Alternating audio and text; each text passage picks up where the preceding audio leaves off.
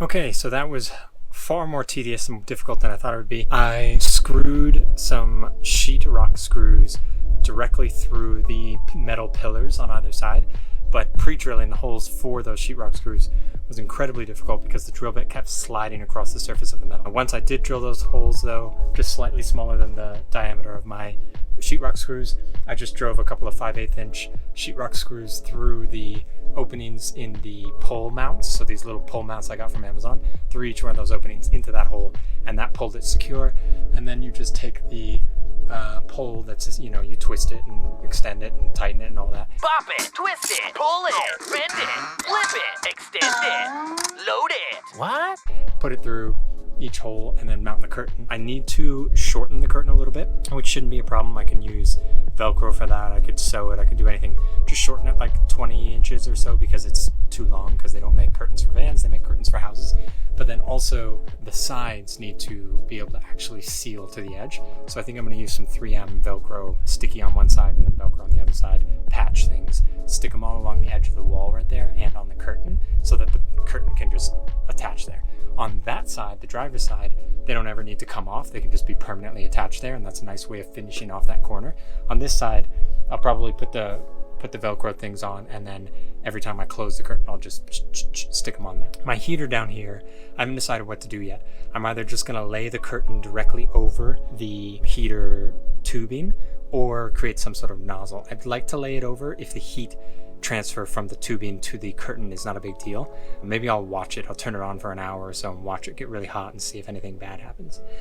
Other than that, this is a thermal and blackout curtain. My hope is that it will capture some of the heat and the cool during the day and the heat during the night in the back of the van rather than lose it all through the front. It's also a privacy screen, so when I close it, I do think I also need to add something to the very top where there's about a 3 or 4 inch gap along the top because the curtain can't mount flush to the ceiling.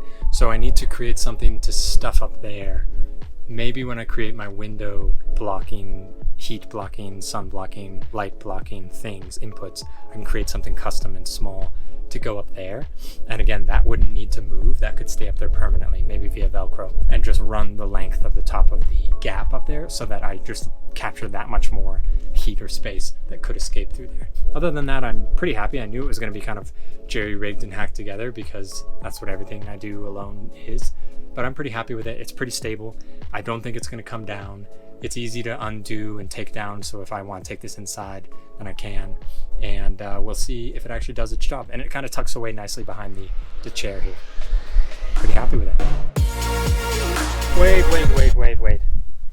We're not done. So I ended up putting thinsulate. I had a bunch of extra thinsulate that I ended up sewing inside of this curtain. So we took another blackout curtain like this and sewed it like a bag, almost like a pillowcase, on the back side of the original curtain, and then just put thinsulate on the inside so that this is actually an insulated curtain, not only the blackout curtain, which is insulated, but also just thinsulate on the inside of it so that I have maximal heat retention and cold blockage from the front. We still have to make that front or that top part I was talking about, but other than that, this is much more reassuring. As it's getting colder and colder here, I'm realizing how much I'm going to appreciate being able to stay warm and stay warm efficiently, and not just run the heater constantly, but rather be able to turn it on and heat the space in the van up and then turn it off and have it stay warm for a little while. So I'm super happy with how this has turned out, and it still tucks away nicely enough behind my seat here. I just have to move my seat forward, tuck it all back there, and then I push my seat back